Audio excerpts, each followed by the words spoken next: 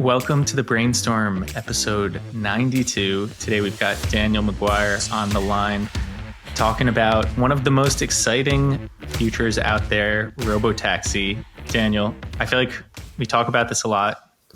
It's potentially finally happening, and there's a lot of misinformation out there. So maybe set the stage with what's happening, what you expect, and then we can let Nick tell us why he's skeptical. Yeah, sure.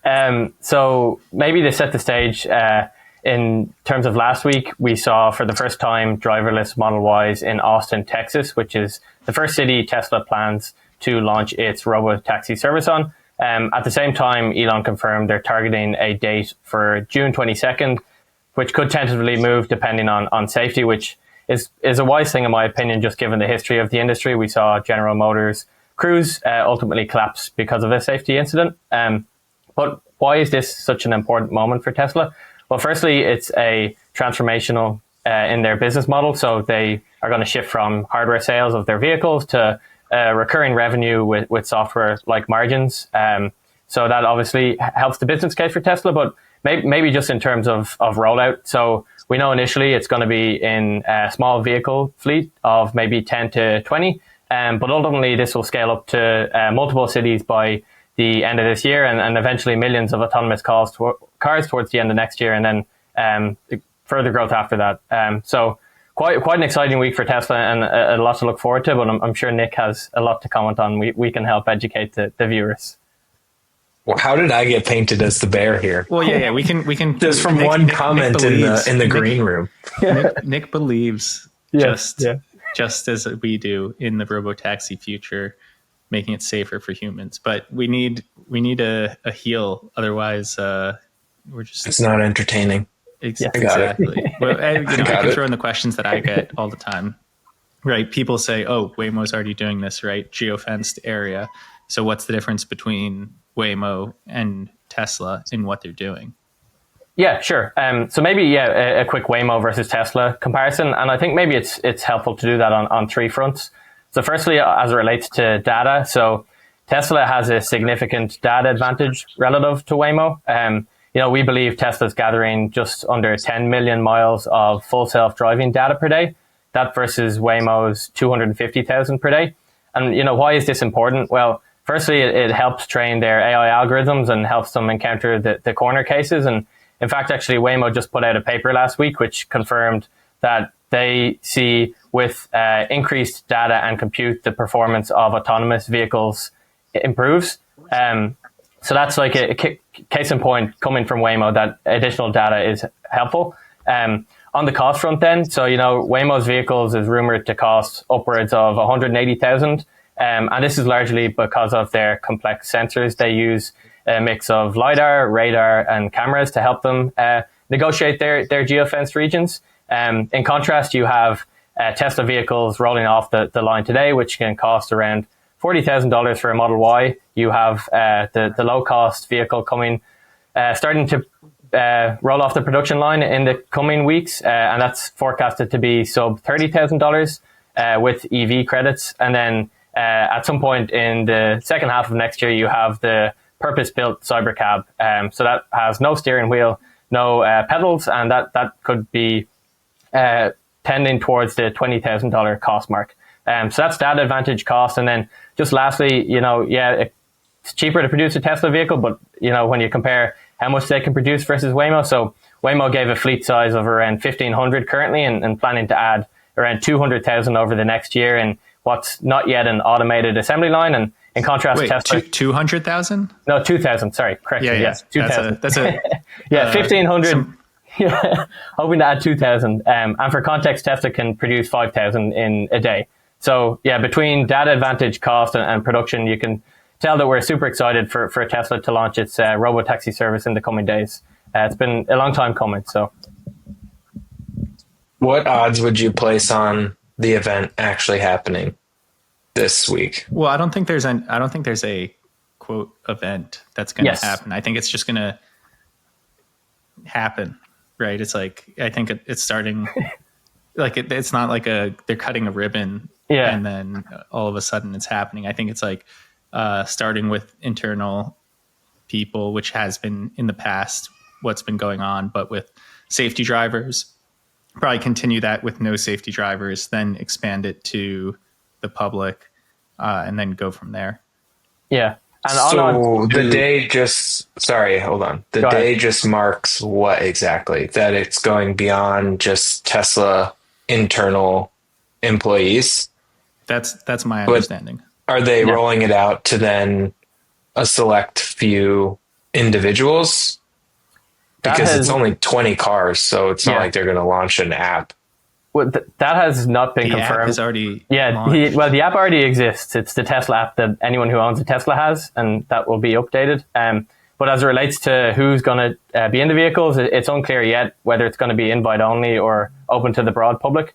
I would assume it's going to be invite only, just given the limited fleet size initially. But again, to the point on scaling, this can scale quite rapidly, and Tesla are being quote unquote paranoid about safety, which I think is a prudent approach to take. And then I'm curious because the story here has always been, this is me putting on my bear hat. The story here has always been, you have a general technology with cameras, so you should be able to drop these cars anywhere in the world and they will be able to execute on the vision of autonomous ride hailing. But Tesla has been driving these cars essentially in circles around Austin for 6, 7, 8 months now.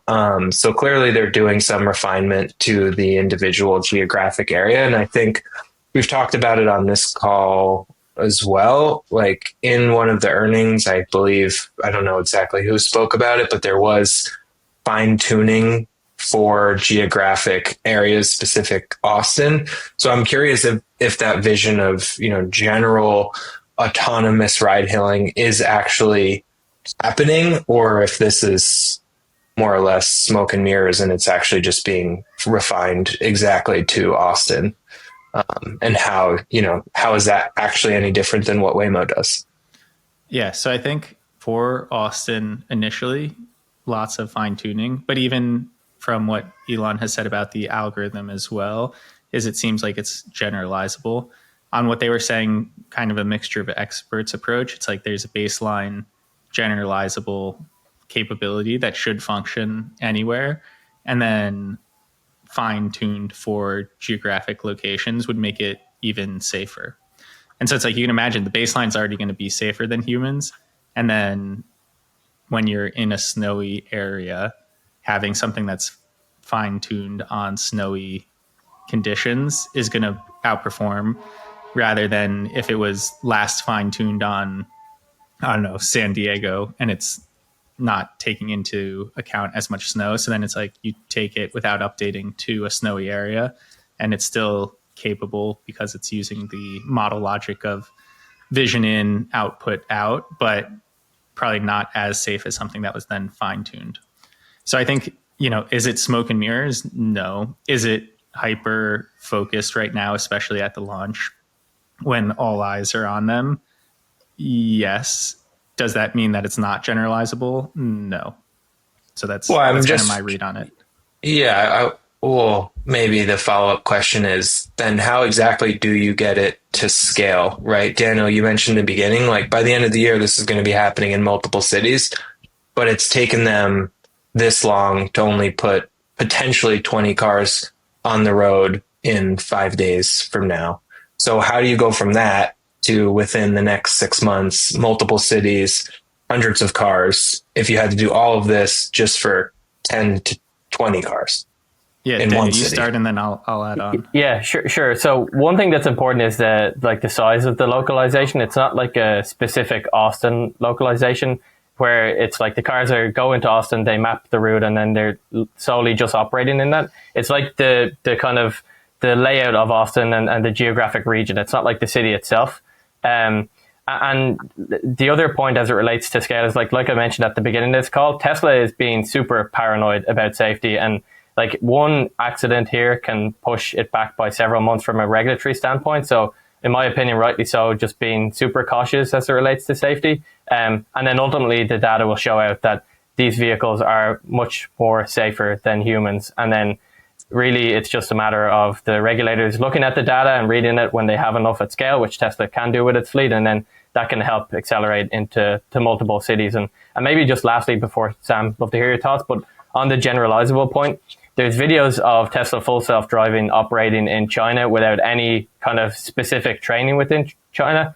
Tesla have said that they've been trained it on YouTube vehicles, or YouTube videos rather, because they just can't get access to export the data. So that gives a testament to the actual quality of the AI algorithm running. It's not a case of going to a region, mapping out the region, and then pressing go. It's quite a generalizable solution, and an element of safety is being considered when you talk about their rollout, in my opinion. But Sam, I'm curious to hear what you think. Yeah, so I'd say there's a few things here. One, going from 0 to 1 is different than going to 1 to n. And so it's like, okay, let's just say, even if they were to do exactly what Waymo's done, and we've seen, right, Nick, we went through the Mary Meeker deck. It's like Waymo's gaining share from Uber and Lyft in SF, even though it's expensive. So but they are doing exactly what Waymo has done. Right. I guess that's my point. It's like we're talking about like how the strategy is different from what Waymo's doing, yet they're rolling it out in exactly the same way Waymo has rolled it out. Right. So that's why I think it's such an interesting thing, because I think right now it would appear that that is the case, even though they're on two completely different trajectories. So it's like, I agree in this first instance, right? It's like, it's small, it's geofenced. It looks like what Waymo is doing, but it's fundamentally different. The vehicles are a third the price. It's vision only. And like Tesla can actually manufacture vehicles. So it's like those three things, and kind of ties back to what Daniel said. It's like, yes, if you look right now and you were just to say, oh, small launch, geofenced, right? You'd say, oh, they're doing the exact same thing. And it's like, if they were doing the exact same thing, even as if that were the case, it's like Tesla could undercut Waymo's pricing. And we already saw from the Mary Meeker deck, Waymo's gaining share from Lyft and Uber. So it's like that, even if it was the exact same thing, you're like, okay, it would still be an opportunity for Tesla. But what we're saying is that even though it might look like that at square one, it's fundamentally different. And it's like, you can say, okay, I won't believe it until I see it. And in which case, wait and see. But we should be able to see that, right? Why go 20 vehicles at the start? It's like any Tesla crash gets national news attention before FSD, right? That was just when they were electric, and everyone hates on Tesla and electric, even though there's, tens of thousands of accidents and none of them get reported. Anytime there was a fire, Tesla makes national news, and you get tons of headlines saying, oh, Teslas aren't safe, even though they're safer and less likely to catch on fire than gas cars. And so you'd have to imagine the exact same thing is going to hold true for autonomous, if not be an even bigger lightning rod. So I think it's like, we should expect any misstep is going to be covered in extreme megaphone media land. And so it's like, start with 10 to 20, make sure it's perfect, learn the operation side of it, right? This is that 0 to 1 step. And then it's like, yeah, it should be much easier for Tesla to go from 20 to 40 than Waymo, right? The fact that Waymo, in theory, has a product that works and they can roll it out, and they're only adding 2,000 vehicles in this coming year, is crazy. Waymo's first commercial ride in an autonomous vehicle was in 2018. So now we're 6.5 years later. They have a fleet of 1,500 cars, and they're going to add 2,000 cars this year. It's like Tesla literally makes, close to 5,000 cars a day, to Daniel's point. And so, if you do want to take the stance of, oh, let's wait and see, it's like, that is the skeptic's take, and it's acceptable to have that stance.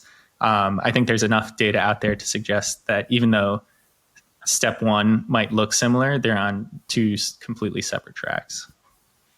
Yeah. Legally speaking, they couldn't even roll this out nationwide in the way that you're trying to describe, right? Like, they have to take this approach, which means they're kind of forced to always just follow in Waymo's footstep. And I understand the point, well, they can deploy more cars at scale than Waymo, which, okay, but they're still going to be hamstrung by which cities and states allow them to actually operate. So you can't actually scale. Well, Daniel, Right. we're going to talk about the recent developments in Trump and Elon Sure. land. Yeah. So firstly, yes, autonomous vehicles are regulated on a state by state basis. But there have been, several articles over the last couple of months, call it, of talk of moving it from state by state to federal. So meaning you could kind of copy and paste from one city to another without having to go through the regulatory process for each state. And you can kind of see some movement on that. And in fact, just on Friday, it was reported that in America, to operate a vehicle without a steering wheel and any human controls, you need to get an exemption. And traditionally, that takes a couple of years. But I think it was NHTSA or one of the other safety bodies stated that it's now going to take a couple of months. So you can kind of see that they're already accelerating that process. And there's a bit of tailwind on the regulatory front. And just to caveat that too, so people are aware, it's not purpose-built vehicles that are going to be operating in Austin. These are just standard Model Ys coming straight off the production line. That kind of purpose-built is more so 2026 onwards, but there definitely is tailwinds as it relates to the regulatory environment in the US at least. I know in Europe it's a bit more difficult to expand in different regions, but there's enough of an addressable market in the United States to kind of satiate demand and to kind of taste over the next couple of months to years at least. So, And then I'll just throw this in. This is another key differentiating point between Waymo and Tesla, aside from scale, which obviously, even if you're going city by city, scale matters, right? Mm-hmm. If you launch an SF and then all of a sudden there's 30,000 Teslas versus single thousand or less Waymos, that's fundamentally different, even though it's the same city footprint. But the big difference as well is the ridership model, like being able to opt in a la Airbnb versus Waymo having to partner with Uber, right? And that's because, during the day you get the peak trough demand, so rush hour happening. And so if you're Waymo, you only want as many vehicles as you can utilize efficiently. And so that's like, if the curve is like this, right? You get the morning rush hour here, evening rush hour here. It's like you're going to have a low level of vehicles that are always going to be used, whereas Tesla can have that same level and then incentivize people to put their cars into the fleet during those peak hours. And so that allows kind of a different level of penetration in each market as well. Do you think that we overweight scale here in being able to deploy a number of vehicles faster? Because was it Uber that gave data on Waymo and how they're utilized 10x more effectively than drivers, which would suggest that you probably don't need as many cars as one would expect to fulfill demand. Yeah, Yes. definitely. Daniel, you take yeah. this. I know you and Tasha have done a lot of work on the unit economics side. Yeah. Here. Even like on the vehicle front, like even if you don't need as many vehicles, I mean, there's only so many cities you can do like 2,000, 3,500 vehicles like Waymo has. And before I touch on unit economics, one other thing I'd like to note about scaling cities is, Waymo announced in December, I think of 2024, that they want to expand to Miami. Those Miami trips aren't starting until some point in 2026. So you're talking about a lag from maybe 12 plus months to announcement to launching in a city. That's going to be a lot faster with Tesla, just given their generalized solution. But yeah, on the unit economics, and credit to Tasha Keeney here, she's done a lot of work on this over the last decade or so. But, we think a Tesla or a Tesla could be maybe 30 to 40% cheaper on a cost per mile basis relative to Waymo at scale. And that's largely just because of its vertically integrated strategy and fewer sensors. And this is extremely important and somewhat relevant given last week, OB, I believe, I'm probably pronouncing it wrong, but a price comparison app came out with San Fran data. And to Sam's point on Waymo taking share from Uber and Lyft, it found that, on average, a Waymo ride costs 40% more than an Uber and a Lyft. So people are willing to pay more price for an autonomous vehicle. So I don't see why, when Tesla can come in and undercut that price umbrella, why there shouldn't be a significant increase in demand for their service. And Nick, to your point, that's exactly why you need the opt-in like Airbnb model, is because yes, it's like these vehicles can do far more rides than a human driver, but during rush hour, it's like if everyone's using a car, each car can only give one ride at a time. Yeah. And so it's like the increased utilization matters across the duration of the day, but at the peak point in time, you need to be able to meet that. And maybe, you know, as we wrap up here, this is not to say Waymo is bad, right? Like, yes. Waymo is great. Waymo is better than humans, and it's safer than humans. I think that's like to me, the craziest status quo we've accepted. Maybe not the craziest. One of the craziest is it's like, okay, 40,000 people dying in traffic incidents on the road is the price we're willing to pay to drive cars. That's a crazy thing to accept. And humans are terrible drivers, right? It's like I take Uber and Lyfts all the time, and half the time the driver's texting or looking at something else, and you're like, okay, you're like, that's fine. Yeah, you know, I'm like, am I getting out of this car? No, you're just like sitting there, buckling the seatbelt, holding on. You're like, okay, don't crash. So humans, low bar. Autonomous, very good. Waymo, better than humans. And we think Tesla will be less expensive and greater scale than Waymo. Is that my last question for both of you? Do you think the Waymo partnering with Uber strategy is something that Tesla will end up adopting? As in, I know they're trying to go at it alone with their own application. To me personally, I'm taking off my bear hat. This is my actual opinion. I don't think that's the right approach. I don't understand why you wouldn't seed the market on platforms that already have massive distribution. So I'm curious if you think, you know, they'll partner with Lyft or even Uber just to get in front of, you know, the mass market of ride hailers. I think if we take what we've heard from Tesla so far, it's clear that they currently don't have an intention partnering with Uber. And I think Sam often says this point, and I always echo it. It's like, you know, when I look for an Uber, you open up an Uber app, you open up a Lyft app, and if it's like 10 cents cheaper, I'm going for the cheaper one. If all it takes for me to do is just download the Tesla app and it's like a dollar cheaper, then I think that says all you need to know about consumers. But Sam, I don't know, curious if you disagree with that point, but I'd be very surprised at this stage if Uber partners with Tesla or vice versa. Yeah, I think Tesla needs to go at it solo, at least at first, and see what the dynamics look like with the Airbnb model. I imagine it will work, and then they don't need to partner. If for some reason it doesn't work, then I think that opens up the door to potential partnership, but I don't think their instinct is to want to partner. Do we have the data on, like, because in theory we could prove out what you just said, Daniel, and I agree with you, right?